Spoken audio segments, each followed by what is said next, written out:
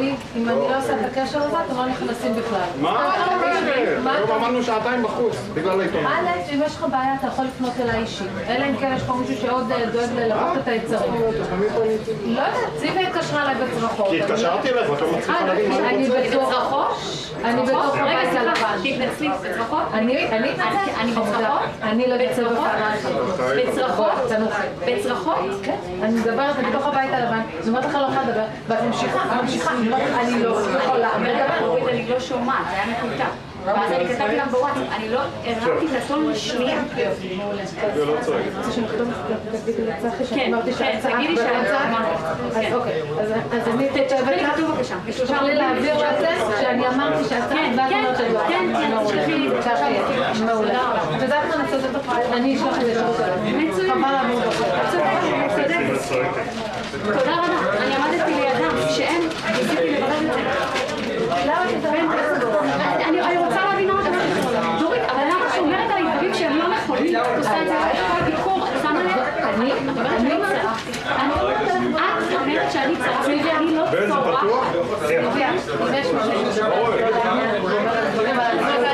נכון, אני הבן אדם שלא לעניין. אני פוגעת בביקור, אני פוגעת בדורית. אני יורדת לה בתוך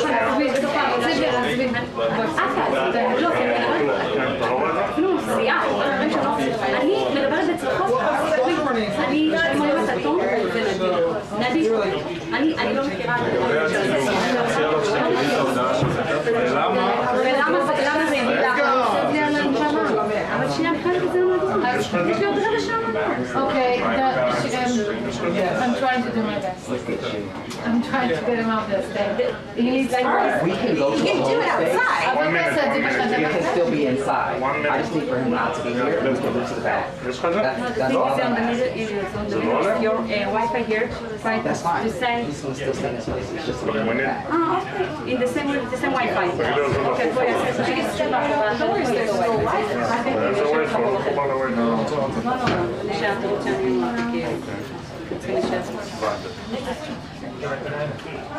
ולא נמצא שאני מלבד את היצרים.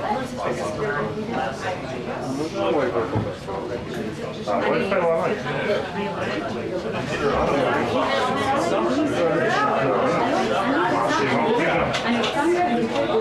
אני איתך, רוצה שתלמי, מה מבינה, מה אני יכולה ויחיים שקובלת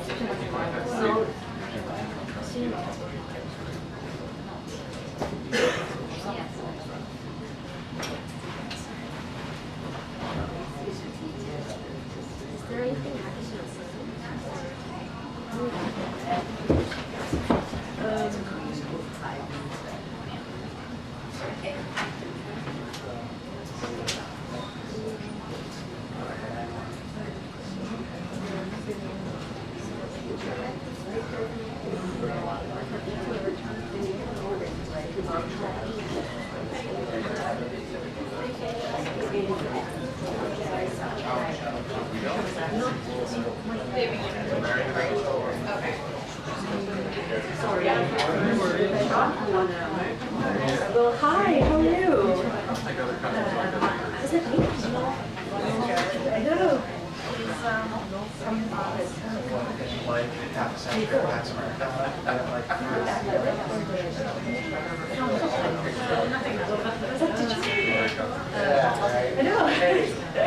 I'm like, it's the worst. How are you though? Well, I'm just running experimental democracy.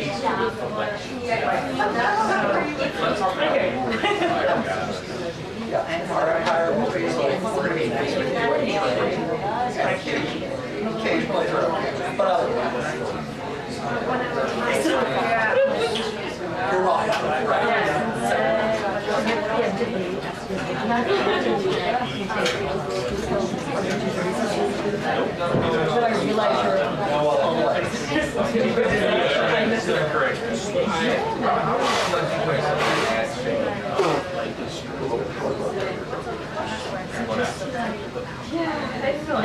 It's been like that a little bit, yeah. It was bad last time. And then if they did it.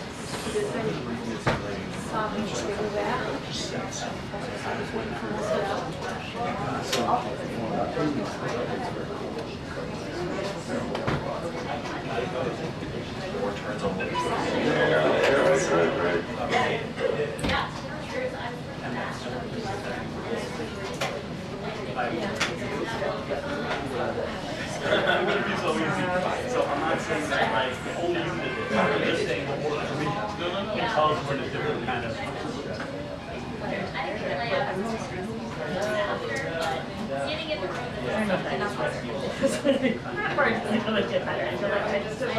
You just learn to deal with it. My husband was like always did it. Better, they don't like how much of a routine. Well, this was the right other thing. I also missed my kid, and my wife was like, "Where's my mom?" So I went to my mom's for like a month maternity leave, which is great because she fed me every day.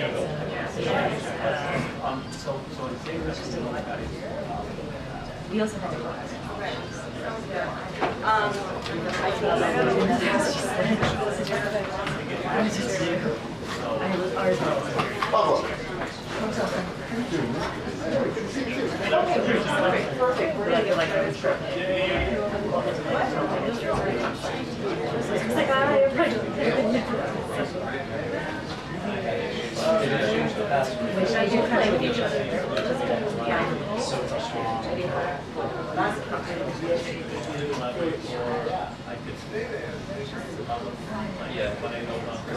Yeah, it is a lot of fun. It is a lot of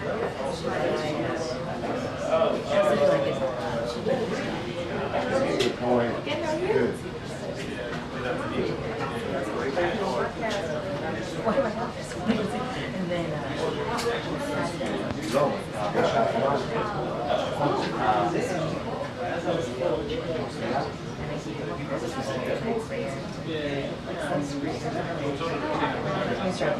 right? And then I was literally out the door.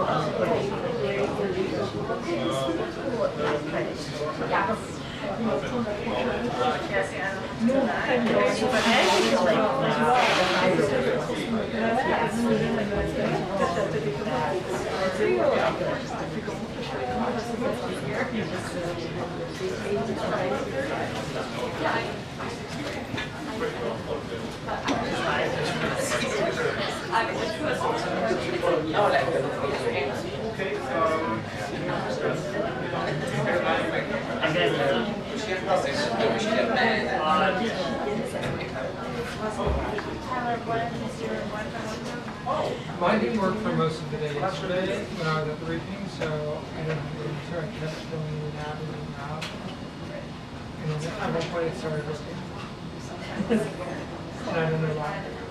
But for most of the briefing it didn't work yesterday. It was really fun. Also, I got here at 1:15 and the briefing instructor.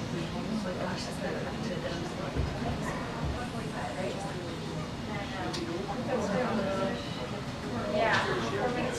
Yeah.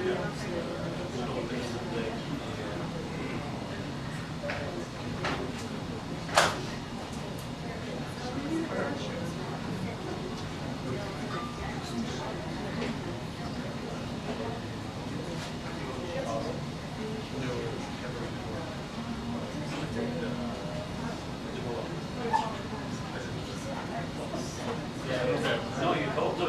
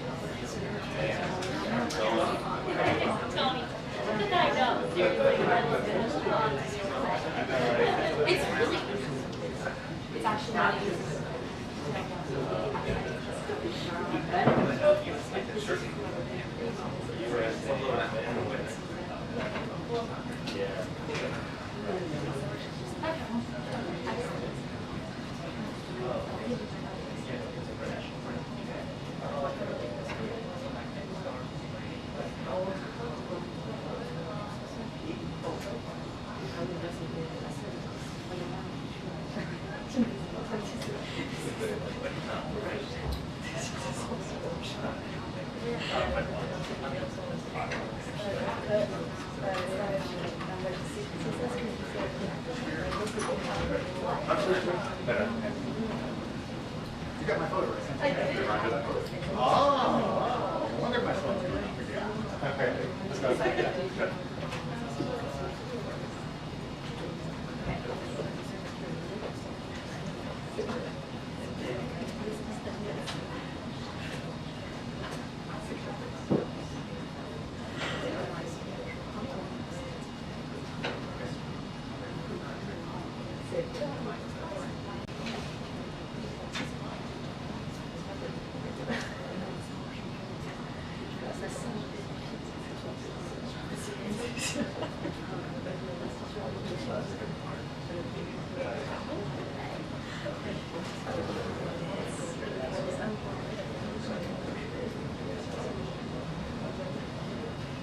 Maybe just name or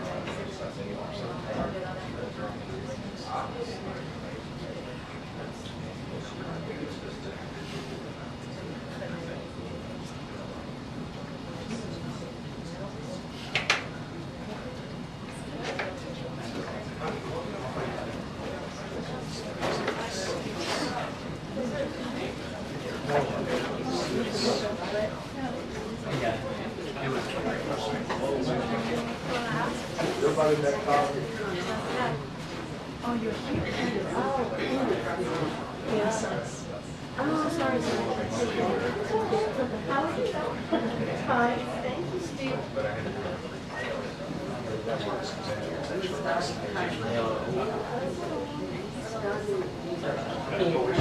She asked me additional.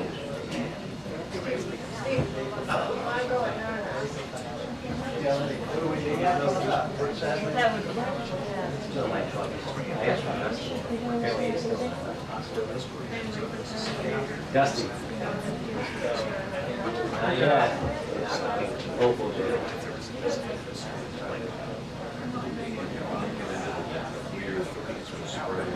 Yeah, for 30 seconds. During the commercial break, in which she does instead of words. Really inspired words.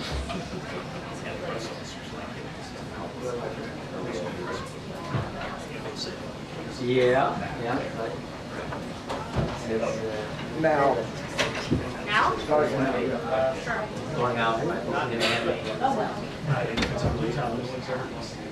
It sounded like you were saying that. As much as I did, long hours.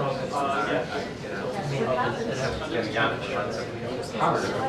That's hard. That's hard.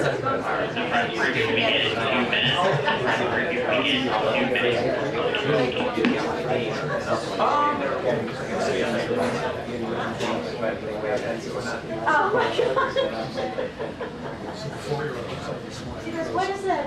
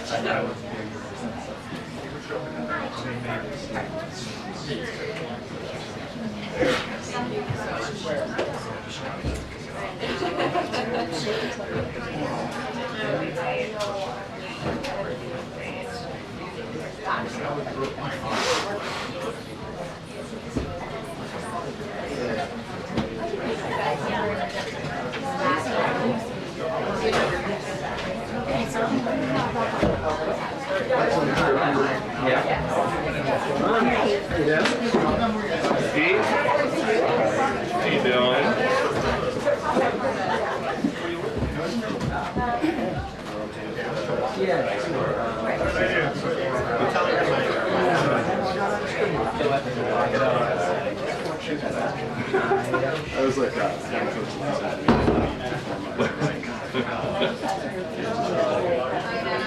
I post like once a year.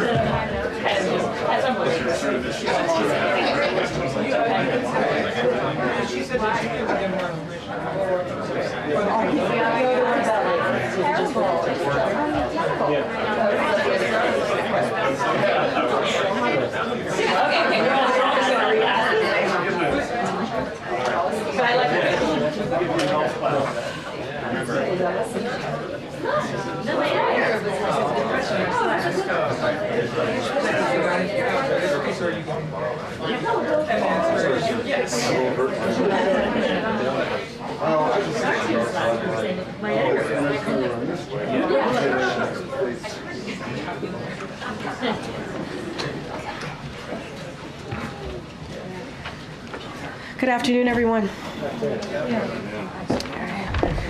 Okay, bear with me. I have a few things at the top. So I want to start by saying that what the country witnessed last night was historic. We saw the leadership we always see from Joe Biden. We saw a man who, as he has always done, put country first. Surrounded by his family, you heard the president say, "I revere this office, but I love my country more." He went on to say, "The defense of democracy is more important than any title. I draw strength and find joy in working for the American people.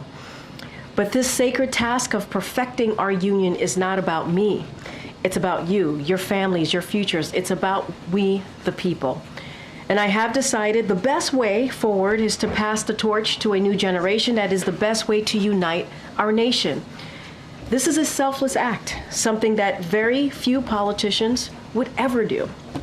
President Biden will go down in history as one of the nation's greatest presidents, accomplishing more in nearly 4 years than most presidents do in 8 years.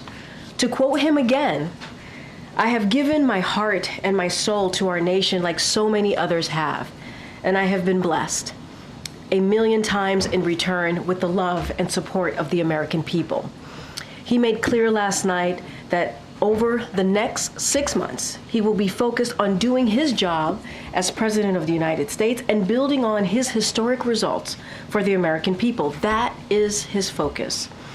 And I will end by saying that I am so proud to work for this man who has served his country for more than 50 years with honor and dignity, and I look forward to continue to work with him again for ahead in the next several months.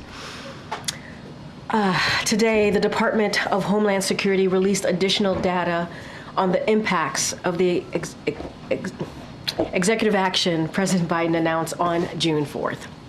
Since then, encounters at the border between ports of entry have dropped more than 55%. Average daily encounters are now lower than they were at the end of the previous administration and lower than at this point back in 2019. But we know the only way to bring lasting solutions to secure the border, and to begin to fix the broken immigration system is to pass the bipartisan border security agreement.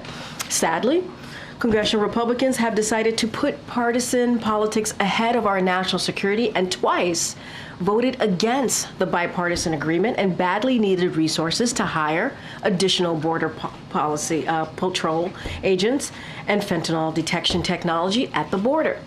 In the absence of legislative action, the Biden-Harris administration has taken decisive actions to secure the border. Recently, the administration has taken action to hold criminal organizations accountable, including sanctions against different gangs and smuggling organizations that are responsible for various criminal activities. That includes human smuggling and trafficking, gender-based violence, and money laundering. We have also taken concrete steps to make our immigration system more fair and more just, and to keep families together. That is why in August, eligible spouses of U.S. citizens and their children who have lived here for 10 years or more will be able to apply for legal status while remaining in the United States with their families. We're also helping young people who have been educated in the U.S., including Dreamers and DACA recipients, receive work visas more quickly. These actions will help more young people use their talents to enrich our communities and strengthen our economy. This administration will continue taking action to secure our border and fix our broken immigration system. Now, when President Biden took office, we were in the midst of the worst economic crisis since the Great Depression. But as the president said last night during his Oval Office address, and as today's GDP report makes clear, the United States has the strongest economy in the world. This did not happen by accident. Under the leadership of President Biden and Vice President Harris, we saw the economy grow a strong 2.8% last quarter, with business investments up more than 5%. Nearly 16 million jobs have been created, and wages are up higher than before the pandemic, with inflation down to 3%. But as the president said, we have more work to do. Over the next 6 months, the president and vice president will keep fighting to lower costs for hard-working families, from lowering health care and housing costs to making billionaires pay their fair share, and cutting taxes for families with the child tax credit. While congressional Republicans side with special interests and threaten Social Security and Medicare, the president and vice president will continue fighting for the middle class. Today, we are praying for the thousands of Americans under mandatory evacuation orders out west as widespread wildfires burn hundreds of thousands of acres across Oregon, California, and elsewhere. We are grateful for the brave firefighters and first responders who are working to protect people and save lives. We urge everyone in the affected areas to remain vigilant and heed the warnings of local officials, especially those who have been ordered to evacuate. The president has been briefed on the fires, and we are in close touch with the governor's offices in affected states to ensure they have all that they need. White House and federal officials are also in close contact with state and local officials on the front lines of these fires, and 6,800 federal personnel from the U.S. Forest Service and the Department of Interior are on the ground, helping to fight the blazes and keep people safe. The Department of Defense has also mobilized 4 of its C-130 modular airborne firefighting systems to support fire suppression's effort. FEMA also issued several fire management assistance grants to help reimburse states for firefighting costs. As always, we stay ready to provide further support as needed. And finally, on Monday, Iowa's extreme abortion ban will take effect, banning care before a lot of women even know that they are pregnant. Iowa will be the 22nd state with an abortion ban in effect. All of these bans imposed by the Republican elected officials put women's health and lives in jeopardy. The president and the vice president have been clear this should never happen in America, yet this is exactly what is happening in states across the country since the Supreme Court overturned Roe v. Wade.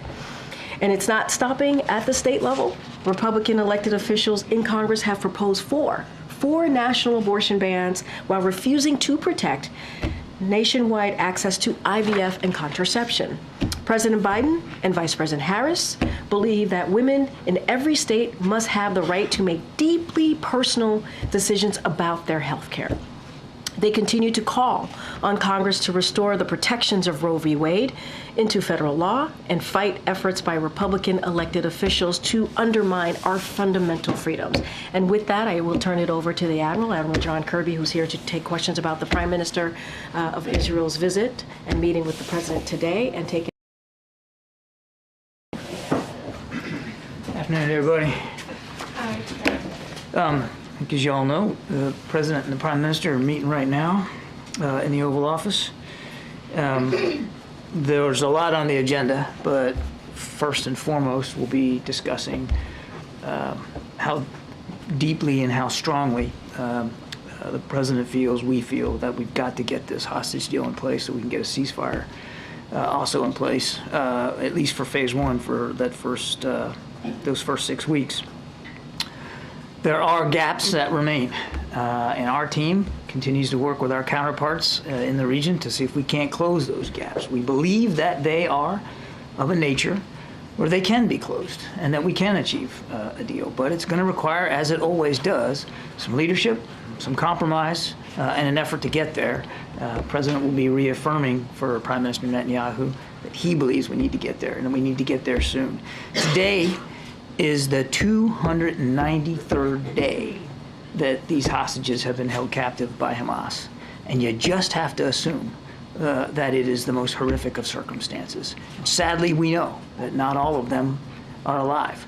Still hostages, still need to get home to their families. 293 days, there ought not to be a 294th. And we're going to keep working on that. I do anticipate that the two leaders will also have a chance to talk about other substantive issues in terms of the blue line up at the north and making sure we don't see an escalation of the conflict between Israel and Lebanon, and make sure that we're providing opportunities for both Israeli and Lebanese citizens to return to their homes, as well as, of course, the critical need for stability in the West Bank. We're still seeing violence in the West Bank that the President has been absolutely steadfast calling out as unacceptable. They'll also discuss the United States' ironclad commitment, of course, to Israel's security, including countering the very serious threats that Iran and its proxy groups continue to demonstrate throughout the region. The President and the Prime Minister, of course, after their meeting today in the Oval, will have a chance to meet with families of the Americans that are being held hostage by Hamas. This will be this President's second in-person meeting with these families. But as you all know, we have kept up a regular drumbeat of interaction with them since the 7th of October. Jake Sullivan's met with them 10, 12 times, something like that. And other members of the team have also kept in touch with them to make sure that they know everything that we're doing to get their loved ones home. Just quickly before we go to questions, a quick word on Venezuela. We support the peaceful elections that we expect and hope will come on Sunday. Elections that will reflect the will and the aspirations of the Venezuelan people for a more democratic, stable, and prosperous future. Any political repression and violence is unacceptable. And of course, regardless of who wins, we encourage both candidates to commit to a peaceful outcome and to work together for the good of all Venezuelans. For that, Go ahead, Zeke. Thanks, John.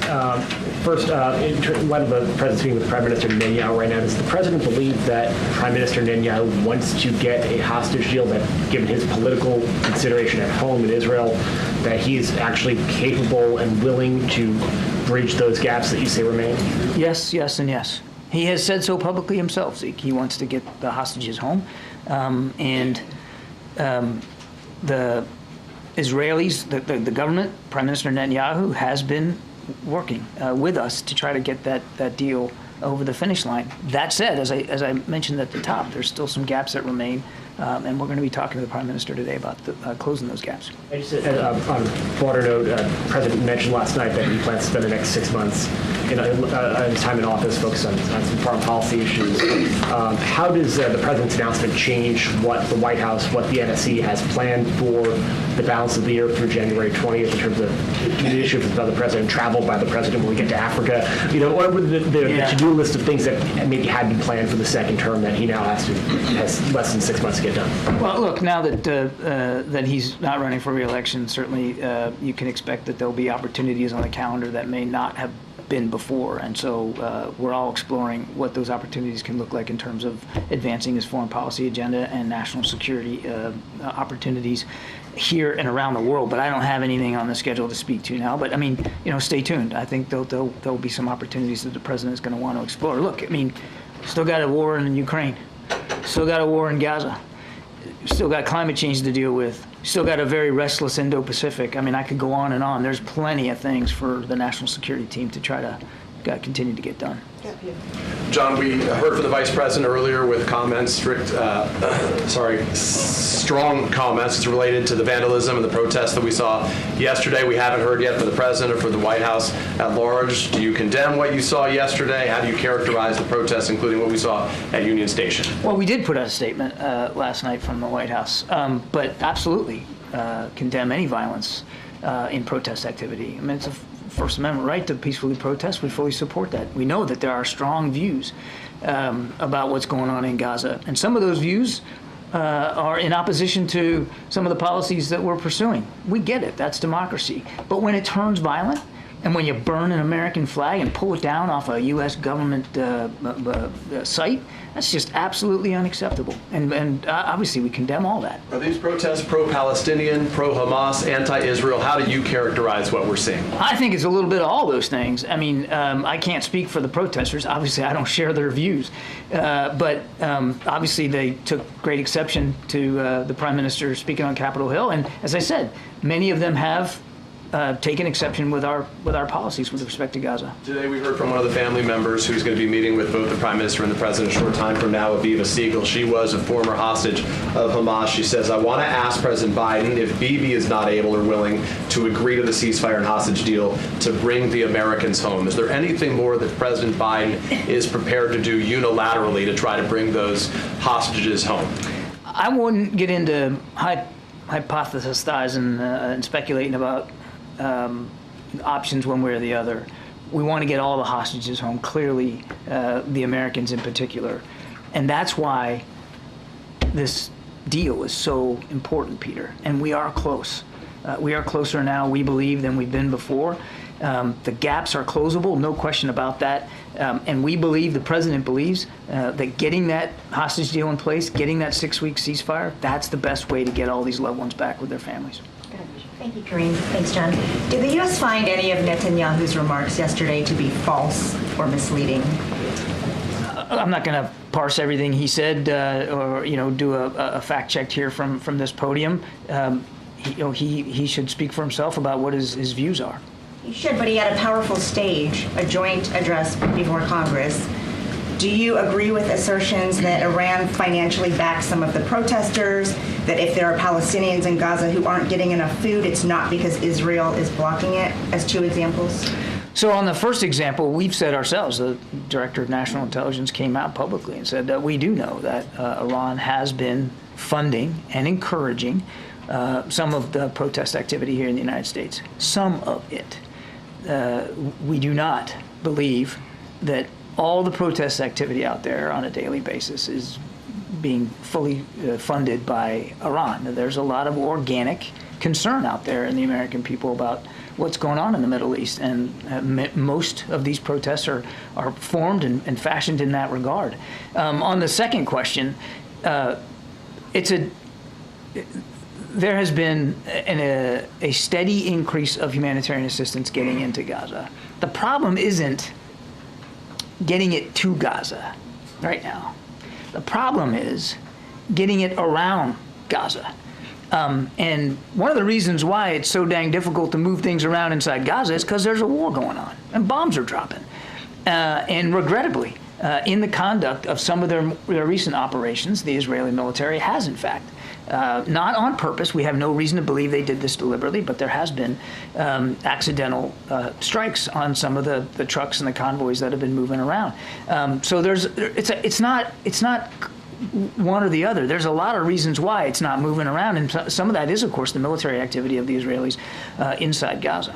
And then, now that the vice president is the likely Democratic nominee, has she communicated with the president whether a Harris administration's Israel policy would be the same or different as his? You would have to talk to the vice president's office and the campaign for that.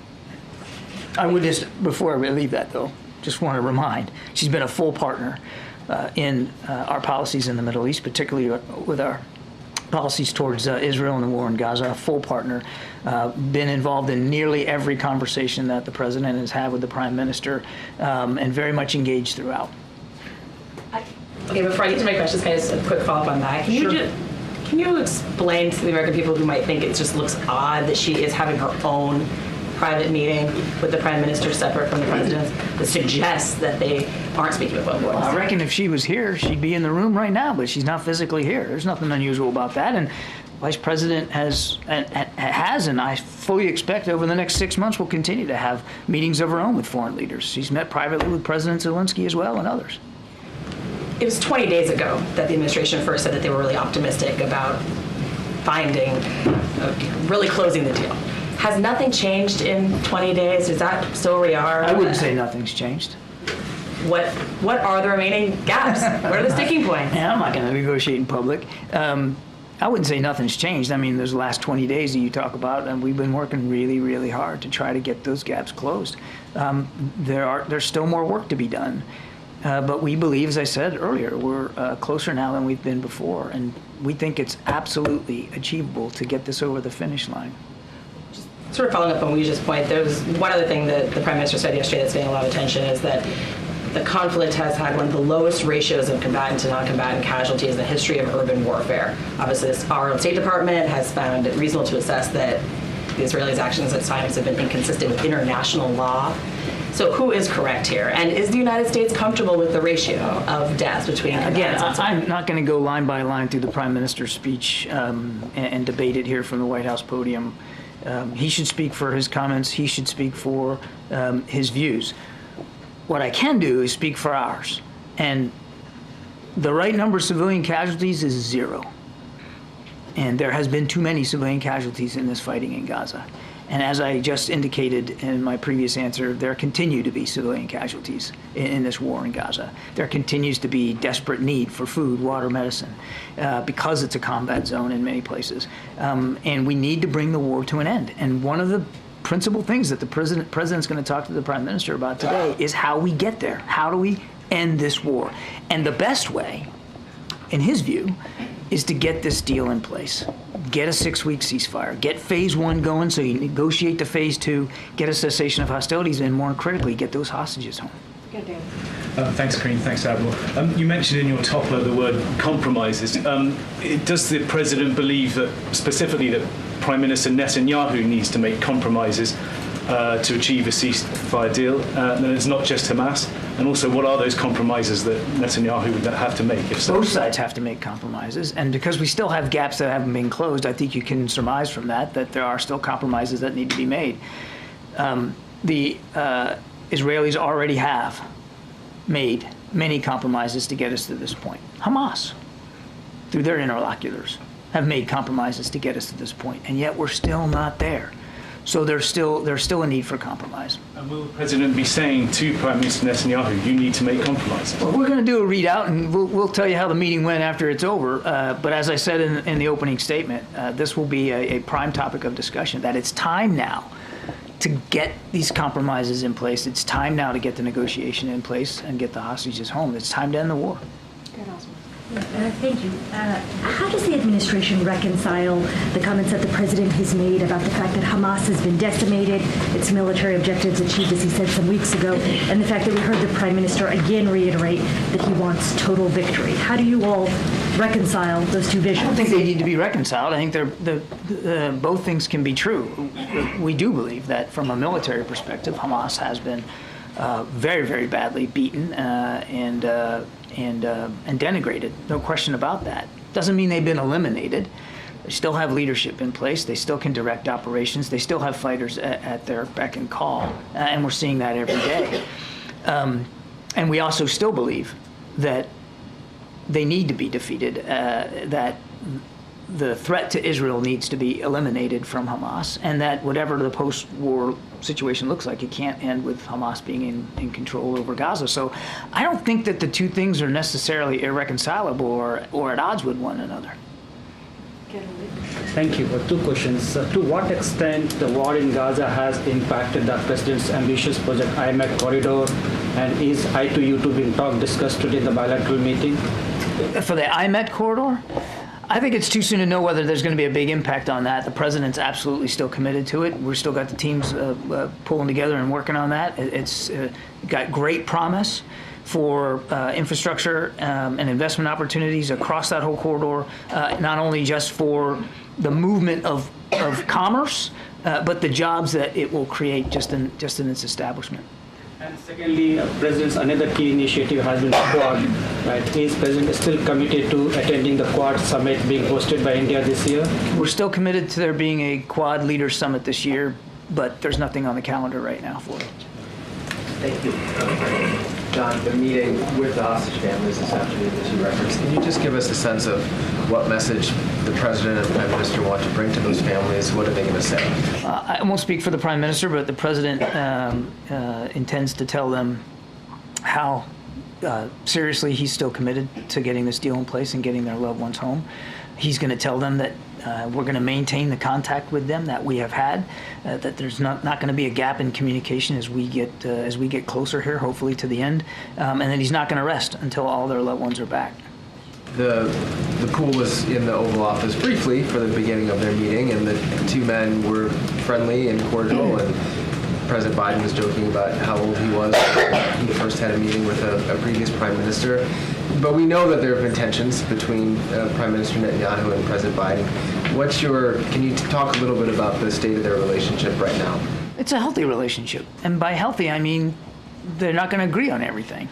They haven't. They haven't, through the long political lives that both of them have enjoyed, always agreed on everything. They come from two different political traditions. But they know one another. I believe I won't speak for President Biden that he's very comfortable in the relationship that he has with the Prime Minister and the ability that he has. He would do it anyway, but certainly with Prime Minister Netanyahu, the ability that he has to be candid and honest and lay it all out there, and he'll do that today. Did the president watch the Prime Minister's speech yesterday, or see anything that he? I don't know if he watched it. I don't know that. And you didn't? Do you have a sense of his reaction? I don't. Okay. Yeah. Thanks. You're welcome. That was easy. On Venezuela, do you think that Maduro has the ability to kind of fully rig the election, or do you think that it's more likely that he would just contest the results? It's difficult to know exactly how this is going to play out, so I can't really answer that specifically. But the reason I mentioned it in my opening statement is to make it clear to Mr. Maduro that we're watching. We're watching closely. They need to be free and fair elections, free of repression, free of voter intimidation. And again, no matter who wins, our expectation is that the winner is going to continue to look after democratic institutions in Venezuela. So if the opposition does win, are you concerned about violence that might break out? If we weren't concerned about the possibility, I wouldn't have mentioned it in the opening statement. Thank you. Admiral, two questions on Iran. How is POTUS Biden going to deal with Iran? I mean, which aspects of dealing with Iran is he going to prioritize in the next 6 months in office? And which one of them would he be recommending to be POTUS Harris if and when she gets to the White House again? And my second She's already at the White House. She's already a key partner in our foreign policy objectives. And the Commander-in-Chief. I would tell you that you're going to continue to see over the next 6 months the same focus by this administration and this team, which of course includes the Vice President, on holding Iran accountable for all their destabilizing activities, support to the Houthis, to Hezbollah, to Hamas, the merchant attacks that they're allowing the Houthis to continue to perpetrate, and that they're perpetrating themselves in the Gulf region, as well as their support to Russia and Russia's war in Ukraine. I could go on and on. We have sanctioned Iran some 600 different times. Just in the last 3.5 years of this administration, we'll continue to hold them accountable. That will be a steady focus for the president. Israeli Prime Minister yesterday labeled those part of the protesters as Iran's useful idiots. What is the administration's method of dealing with them? I mean, what is it? Well, first of all, that's not a phrase we would use. As I mentioned, I think, to Peter's question, we know that Iran certainly has tried to meddle here. They've tried to sow discord. They've obviously contributed to some funding of some protesters, but I think to paint everybody with that brush is unfortunate and not an accurate reflection. Most of the protest activity here in the United States is peaceful. Most of it is, by the vast majority of it, is organic. It comes from people who have real concerns, and that's what a democracy is all about. And do you agree with the with the Prime Minister's assertion that basically Israel is protecting U.S. Why is it sort of an overt criticism from leader of an ally? And what does U.S. need protection from an ally? I'm sorry, can you? Yeah. Well, he said when Israel fights Hamas, Hezbollah, Houthis, we are fighting Iran. When Israel acts to prevent Iran from developing nuclear weapons, we're not only protecting ourselves, we're protecting you. So why does the U.S. need protection from an ally? Isn't the U.S. doing enough? It is clear that that Israel and the United States share a concern about Iran's activities, and the Prime Minister's not wrong when you're going after groups like Hezbollah or Hamas in this case particularly, or when we together try to defend each other against the Houthi missiles and drones that continue to fly. That is also because of the proxy nature of it, also countering Iran's activities. I mean, together, that's what allies and partners do. Thanks, John. Just to take the long view of this, very early in President Biden's presidency, February the 4th, 2021, he spoke at the State Department about his priorities in foreign policy. And he said that one of those priorities was reclaiming our credibility and moral authority. The Prime Minister of Israel is, in the judgment of the Chief Prosecutor of the International Criminal Court, a war criminal. Isn't hosting an alleged war criminal in the Oval Office undermining of credibility and moral authority? No, because we don't consider him a war criminal. But the International Criminal Court does. We don't agree, and as we've said before, we don't find the ICC's finding to be relevant or appropriate in this case. We don't find him to be a war criminal. He's an ally and a partner and a friend.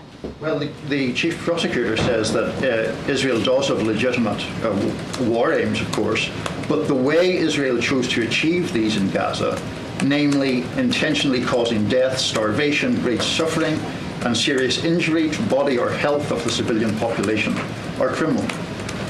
Is that a question? Because if it is, I've already answered it. We don't consider him a war criminal. Thank you, Karine. Thank you.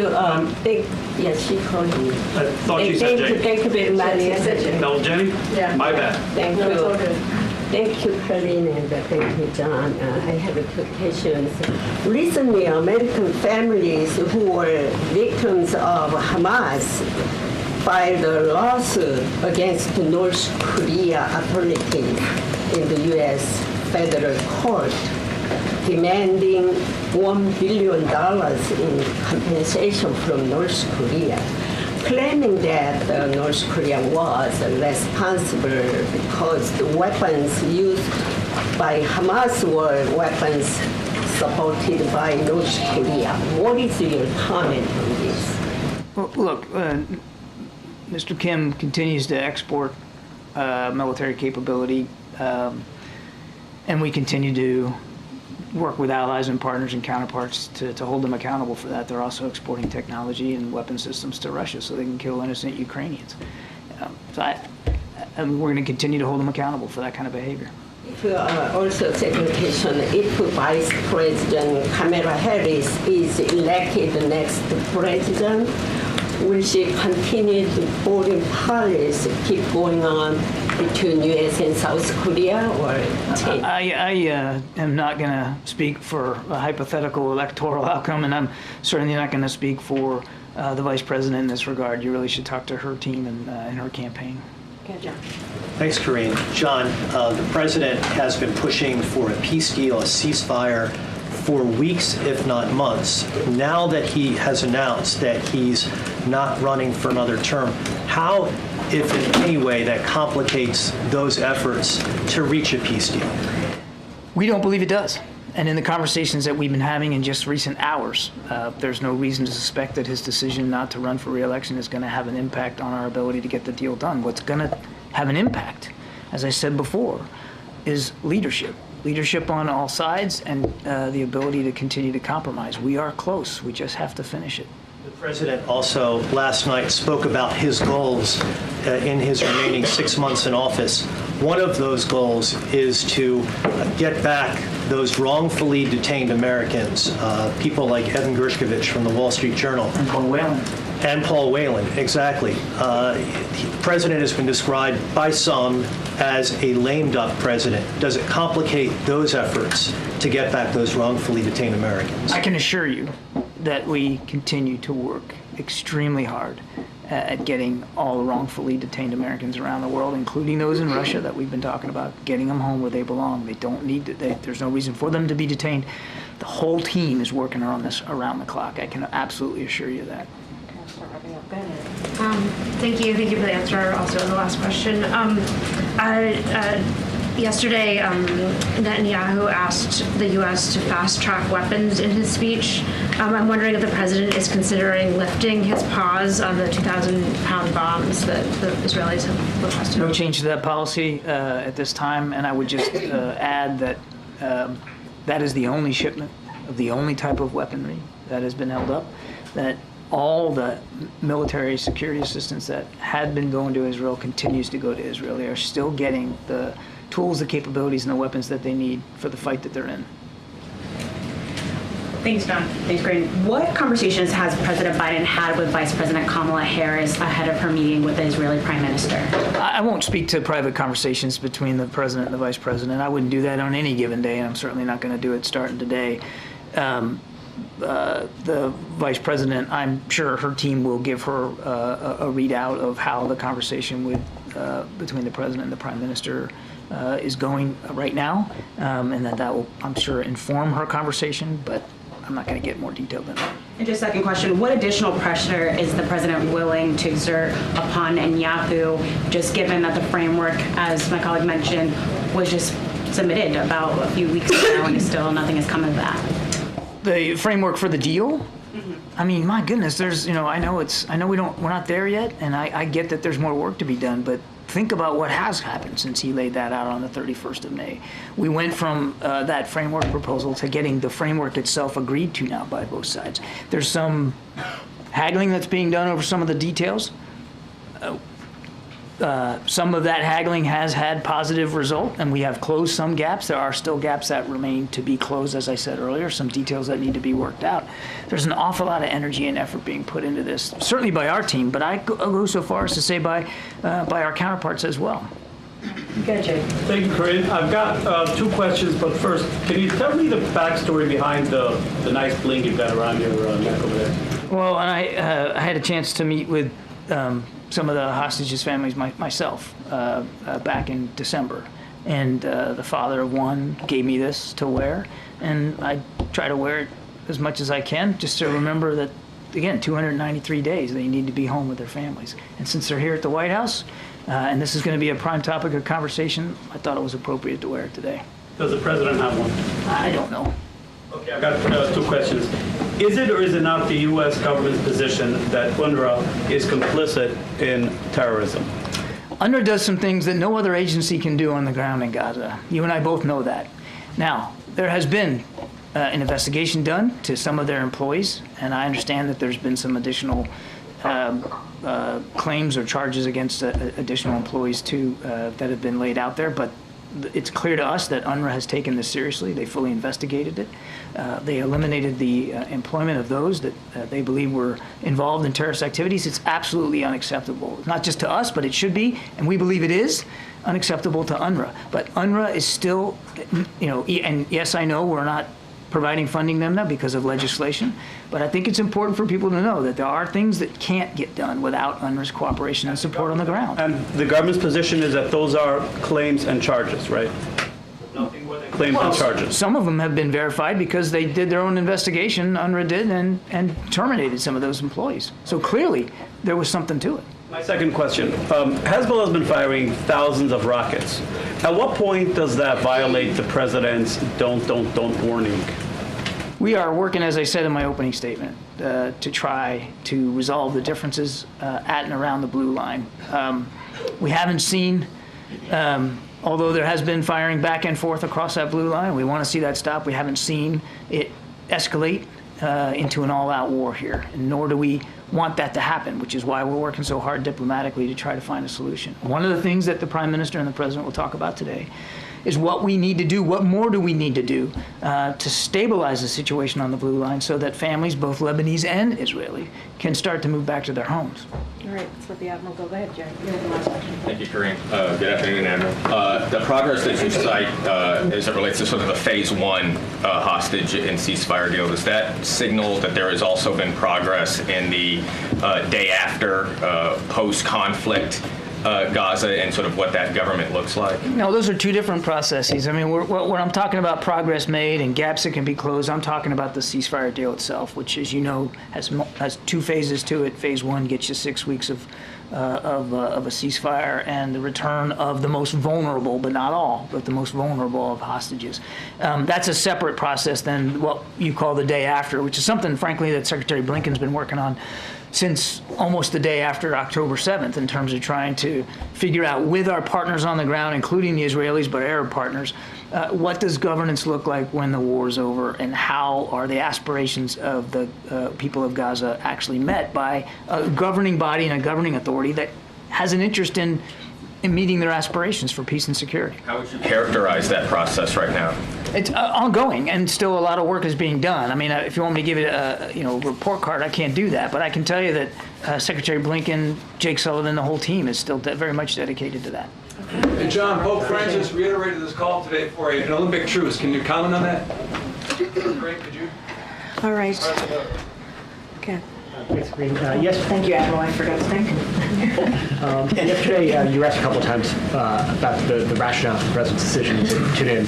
One thing the president did not say was explicitly why he stepped aside. He talked about how he believed in the best interest of the country to step aside. But why did he believe he was going to lose to Donald Trump? Look, I think that the president actually answered this question. I think, no. I think the American people think he answered the question. He said, I revere this office, but I love my country more. He said, I draw strength and I enjoy in working for the American people, but this sacred task of perfecting our union is not about me. It's about you, our families, your futures. And I've decided the best way forward is to pass the torch to a new generation. That's the best way to unite our nation. He talked about unity. He talked about passing the torch. I know there is a time and a place for long years of experience in public life, but there's also a time and a place for new voices, fresh voices, yes, younger voices, and that time and place is now. That is what he said. That is why he laid out why he's passing the torch, why it's time to give it over to new, fresh voices, and he also talked about unity. And I would also refer back to his letter where he talked about also wanting to unify his party. Did the president believe that his presence in that race was divisive? I'm not going to get into more than what the president laid out. He talked about unity. He talked about bringing the party together. He talked about putting the country first. He talked about passing over the torch, bringing in new voices. I think he laid out very clearly why he decided to make this decision, and I believe the American people got it. They understood it. If it was clear, I wouldn't be asked the question, but I'll move on. I think it's clear. Okay. I do. I think the American people do. For several weeks, the White House has said, multiple times that the president was not going to leave the race. He ultimately did. You've also said several times that the president would not pardon or commute the sentences for his son, Hunter. I just want to make sure that that is not going to change over the next 6 months. The president's saying he would not. It's still a no. It's still a no. It will always be a no. It's still a no. It will be a no. It is a no, and I don't have anything else to add. Will he pardon his son? No. Thank you, Karine. So picking up on Zeke. Yeah, sure. For such a monumental decision, the president did address why he left the race. Well, thank you. But he left a lot of it for us to read between the lines. He did not make clear why he's leaving the race. Even in the excerpts that you bring up. Yep. He says that, the best way forward is to pass the torch to a new generation. Is he saying it's because he was too old? In another one, he said that it was for the sake of democracy. That does not answer why he thought he was in the way of democracy. Why did he make this decision? A new generation, and he also said the next sentence was to unite. It's also to unite the nation. Look, the president has talked about this twice. One in a letter that he addressed to the American people on Sunday, laying out a very monumental, to your point, it is a monumental decision that he made, and he thought very long and hard. He also said that he's been serving this country as a public servant for more than 50 years. It is not an easy decision to make. He talked about unity. He talked about the next generation. He talked about passing the torch. I was asked in this room a couple of days, I don't know, maybe 2 weeks ago, all of these days are coming together, that when the president ran in 2020, he talked about passing the torch. He talked about the next generation. He talked about being a bridge to the next generation. And I was asked, is that something that the president still wants to do and still cares about? And I said yes. And so this is part of that, right? This is part of what he said in 2020. He talked about unifying the nation. He talked about unifying the party. And he believed the time was now. The time was now to step down from his reelection and to move, ahead with the next 6 months, the end of his term. And that's what he decided to do. Before he made the decision, he said that there were 3 things that could sway him: the Lord Almighty, a medical condition, and if his team showed him that he could not win. So was it because of the polling? I can tell you it was not a medical decision, because I've been asked before, and we answer that very straightforward and in a very direct way. I'm just not going to get beyond that. And then finally, President Biden spent much of his speech talking about the choice that Americans face in November. Trump's campaign manager called it a campaign speech. Your response? My response is it's not a campaign speech. I will remind my friends on the other side that the president is no longer a candidate. Thank you, Karine. Democrats on Capitol Hill are being handed this card with talking points about the vice president and the border. Do you know who's handing this out? I have no idea. You probably should ask her campaign. So the first one says, Vice President Harris was never appointed border czar. There's never been such a position. It doesn't exist. Why are Democrats so sensitive about the vice president and the border? Why are Republicans so sensitive about actually not owning up to them getting in the way of a border deal? Why? Why won't they own up to that? Why won't they own up to the last president told them not to move forward? It was a bipartisan deal on just right there, available to them, and they voted twice against it. Twice against it. Why are they so sensitive to moving forward and actually dealing on an issue that majority of Americans care about, is dealing with what's going on at the border? Do you think that the border would be less of a talking point now if there was less migration to the border, say if somebody had addressed root causes of migration sooner? Wait, hold on a second. Did you not hear the beginning of I know there were a lot of toppers, but one of the toppers, I talked about what we're seeing at the border. It's down by 55%, not because of Republicans in Congress and what they did. It's because what this president and this vice president did. He moved forward and took actions to deal with what's going on at the border.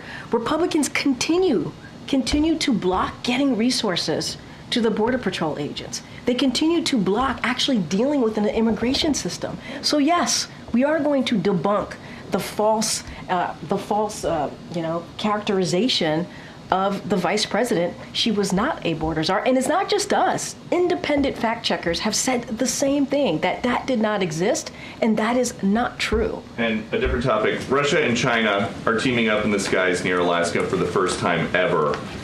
Are you getting a sense yet, based on everything that's been going on, that some of America's enemies might be looking at what's happening here and think there's nobody in charge? So let me just say this. There is very much someone in charge. The president is the president until the end of his term. So that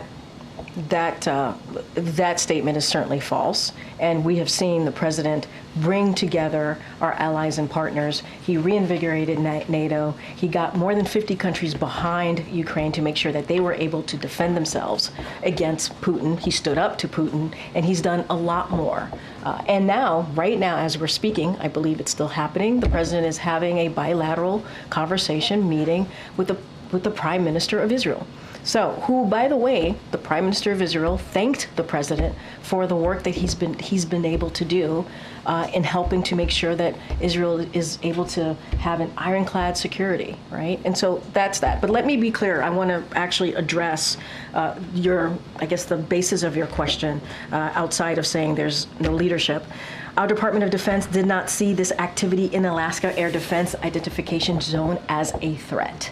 North American Aerospace Defense Command, NORAD, continues to monitor PRC and Russian activity near North America and to meet presence with presence. U.S. and Canadian aircraft detected, tracked, and intercepted the Russian and PRC aircraft, and more broadly, the U.S. remains concerned about the PRC and Russian collaboration across all instruments of national power that do not promote global stability and security, not just in the Arctic, but the president, if anything, if you look at his foreign policy objectives and what he's been able to do and what the last administration did, the last administration ruined our relationships with our partners and allies. This president had to fix that and make sure that we actually mended our relationship with our partners and allies. And that's what we've been able to do. And a perfect example is what we're seeing with Ukraine being able to defend itself against Russia's aggression. Okay. So yesterday and again today, you insisted that the president didn't make this decision because of a medical condition. It wasn't about his health. Yesterday, you said that he couldn't finish a second term if he won one. So was this decision to step out of the race just a political calculus? He just didn't think he could beat Trump? I don't have anything else to add to what the president said himself last night, to what he penned and released to the American people on Sunday. Don't have anything more to add to that. He wanted to unite the country. He wanted to pass the torch. He felt after 50 plus years of public service, the time was to do just that. I don't have anything else to add. Do you have anything to add on what he teased about proposing reform of the Supreme Court? So that is something certainly that the president would talk to more about in the upcoming weeks. Just for folks who may have missed that, he said last night, I'm going to call for Supreme Court reform because this is critical to our democracy, Supreme Court reform. And I answered this question, to a question yesterday. He believes if you are serving in high office, you should be held to transparency, accountability, and you should be held to a high ethics. That's what the president believes. I'm certainly not going to get ahead of the president, and he will have more to share with all of you soon. I know many of my colleagues have asked these questions, and just given the historic nature of the announcement and the decision, I think it's important to get some more transparency. You just said that the president thought long and hard about the decision to exit the race, but also yesterday you said that he made the decision on Saturday night, and prior to that, you could still think about something long and hard if he started thinking about it on Saturday night and finally made his decision on Sunday. That doesn't seem like I mean, that's your assumption. But that is your assumption. Not everybody will have that same assumption or thought, right? I mean, it is a decision that he felt that he needed to make, and that was the TikTok of it, if you will. We were laying out to you how it happened, and that's how it happened. That's how the president said it happened. And do you expect the president to address any further his decision-making process, as my colleagues have asked? Yeah. We don't feel that we have gotten the clarity about how he made this monumental decision, and so obviously we would love an opportunity to ask him questions himself, but barring that, do you think we should expect any more clarity? Look, I'm not going to, the president's going to make his decision on his own on how much more he wants to share. Obviously, he gave an Oval address and addressed the American people, as he said he was going to do in his letter back on Sunday. And he had a letter on Sunday as well. Maybe there'll be more that he wants to share. We have 6 months. Certainly, the president enjoys taking all of your questions, or he'll continue to do just that. I don't have anything to share beyond what you've heard from the president on Sunday and his Oval address to the American people last night. Just one last one on sort of the next 6 months. We just asked Kirby about this, but is there anything you can tell us about how operations at the White House may change, the president's schedule may change, anything else that reflects, obviously, he has a lot more time now that he's not going to be a full-time candidate? I mean, you're right. He has a lot more time now. He won't be a candidate. That is true. And the president said he wants to continue his, obviously, as he was doing before, continue and solely focused on being president and what that means and for the American people, and delivering and building on unprecedented successes that he's been able to get done, right? We still have a lot more to do. We still have to make sure I was just out about the Supreme Court, right? He mentioned that in his speech. I won't get ahead of that. That is something that he cares about. The ethics, right, and transparency, something he wants to make sure that that is addressed. Again, not going to get ahead of the president, but he gave a little bit of that. He laid out what he's done for almost 4 years and making sure we're building on that, whether it is continuing to lower costs. He talked about that, bringing down inflation, creating good-paying jobs. All of these historic legislation that he was able to get done, they still have to be implemented, right?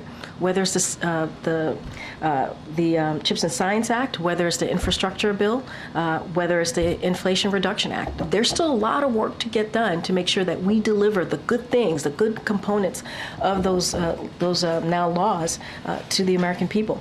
Still a lot to get done. He's focused on it, and we will certainly have more to share. As you know, he's going to be going to Austin on Monday, and so, stay tuned. Stay tuned. Go ahead. Thank you, Karine. So after President Biden said he was going to step aside and endorse Vice President Harris, Democrats quickly coalesced around Vice President Harris.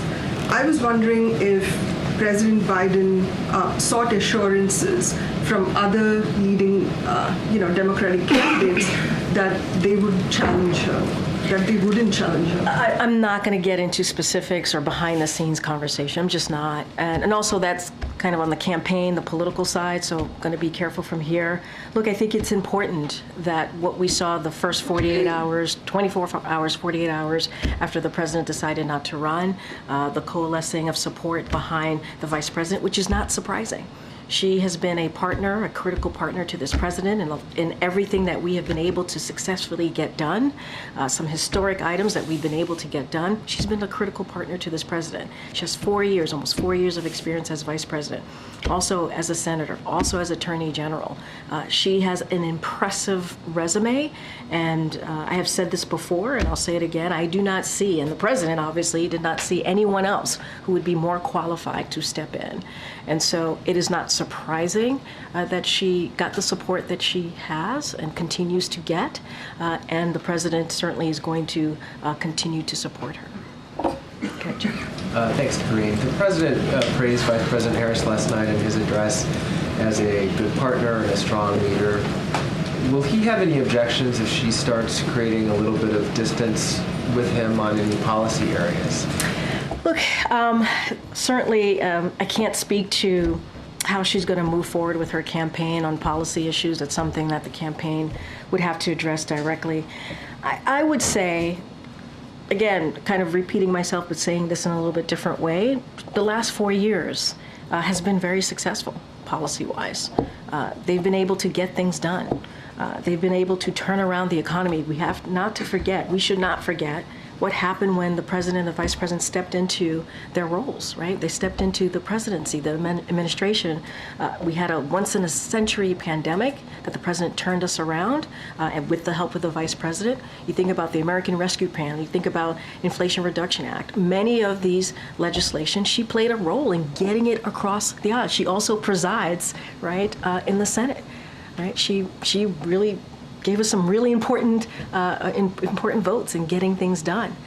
So they've been partners in this. You know, I don't want to get into hypotheticals here about how she's going to move forward with her campaign, but you think about crime, you think about healthcare, you think about the economy, you think about immigration and the successes that we have seen in those particular areas, and that's just a few. Foreign policy, she's been a partner of that, in that. Sure, and she'll no doubt have to run on the record that they have together, but the relationship has changed a little bit. She's not just a supporter vice president now, she's also the candidate and the candidate for the party going forward in the election. So if she decides to show a little bit more of her own views on Gaza, for example, is the president okay with that?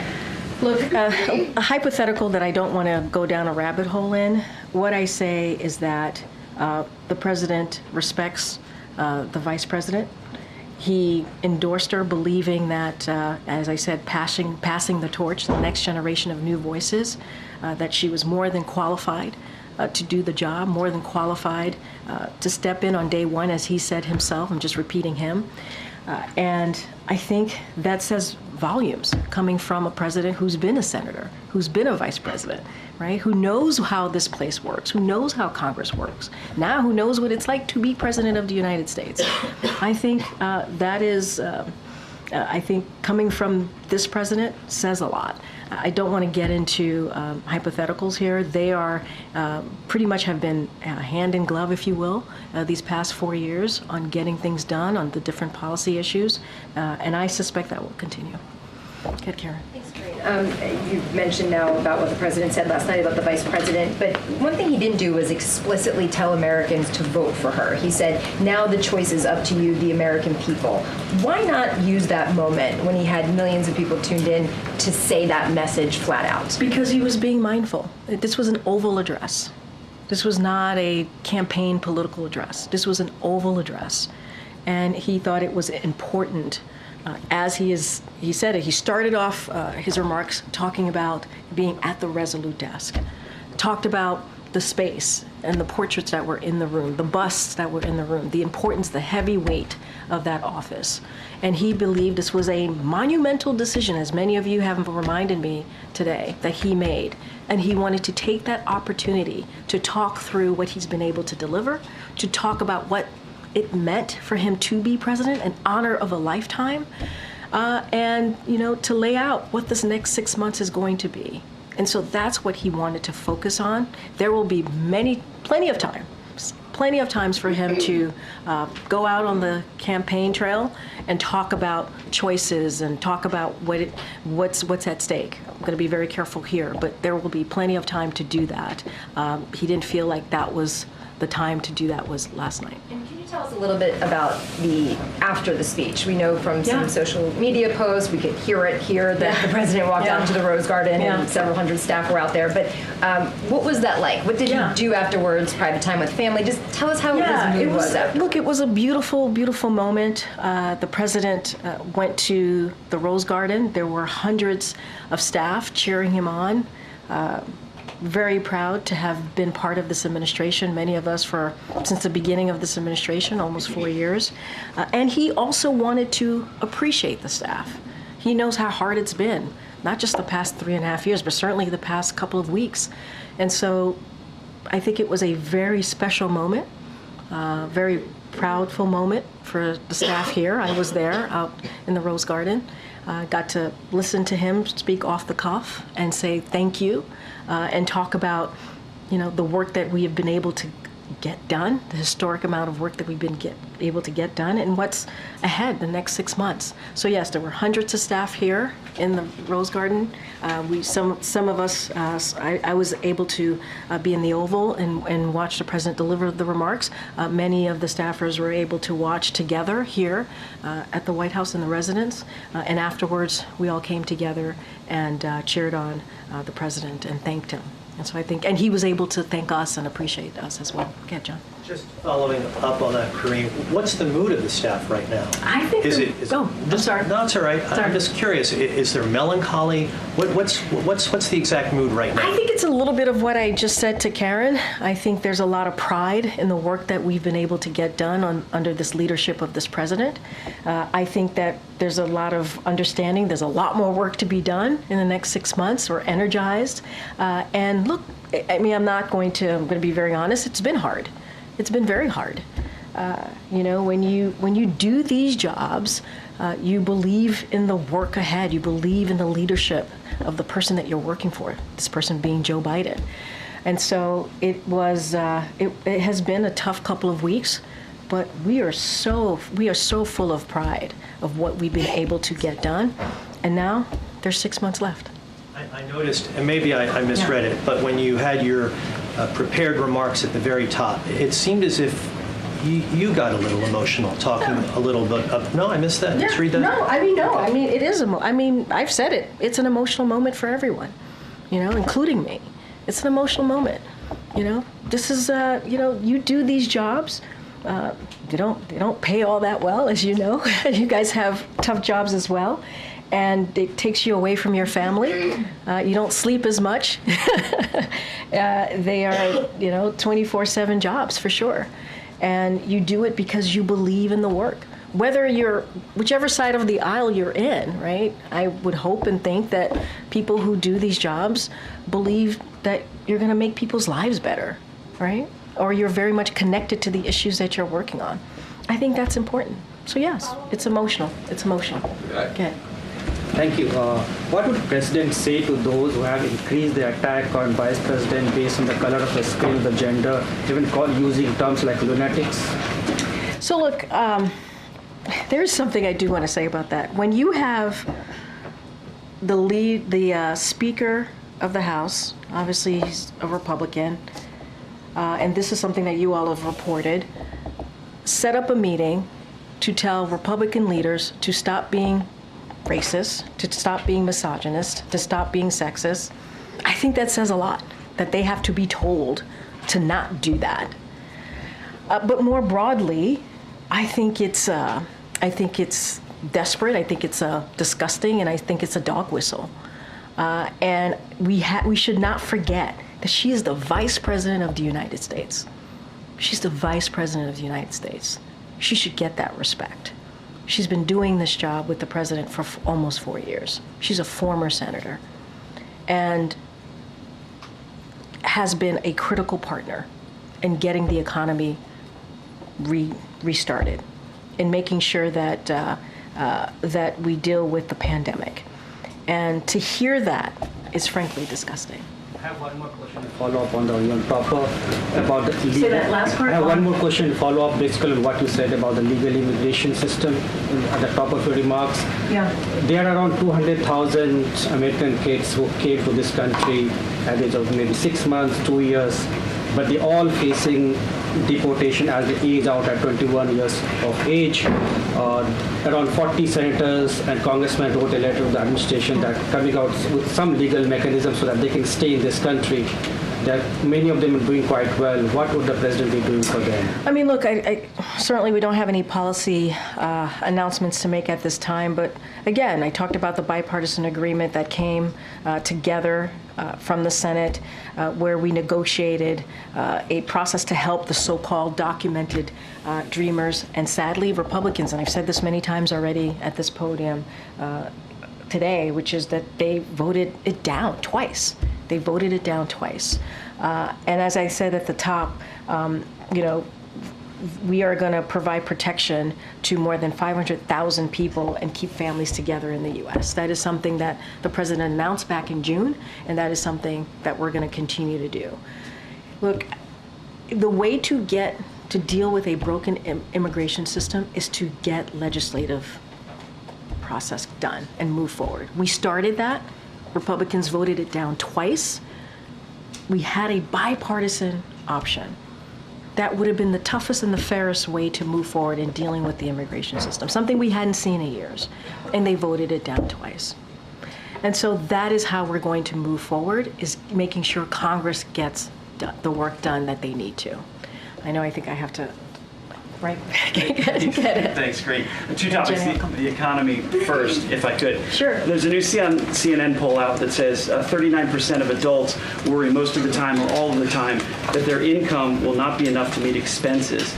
Prices are up 19% since President Biden and Kamala Harris, so the vice president, came into office. How long do Americans have to wait till this worry goes away? So look, too many families are still struggling to make ends meet. That is something that the president understands, and that is why he works every single day to make sure that we address these issues for hardworking Americans. I talked about the historic accomplishments that this president has done. You think about the Inflation Reduction Act, which only Democrats voted for. Insulin is now capped at $35 a month for seniors. The president wants to see that go more broadly. This goes into the question that I was asked, what else does he want to do? Continue to lower costs, right? You think about what he's been able to do to get housing assistance for Americans who are having a hard time with rent, with getting a house. And so he has taken actions to deal with that issues that Americans have. We get it. We get it. Over the next 6 months, that's what we want to continue to focus on as well. And we know that Americans, again, are having a difficult time. But our stance and how we see this country is very clear. Republicans want to give a tax break to corporations, a big tax giveaway to corporations and billionaires. They want to actually go after Social Security and Medicare. That's not what we believe. That's not what we want to do. We want to protect those important programs that Americans need. So if I could, the other topic. Last night, the president kept with the theme of saving democracy, alluding to the fact that maybe former President Trump is a threat to democracy. The vice president is using the same language. Is this a dangerous rhetoric?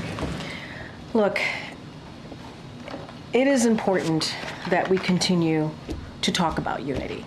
It is. Saving democracy, making sure that we're unified as a country.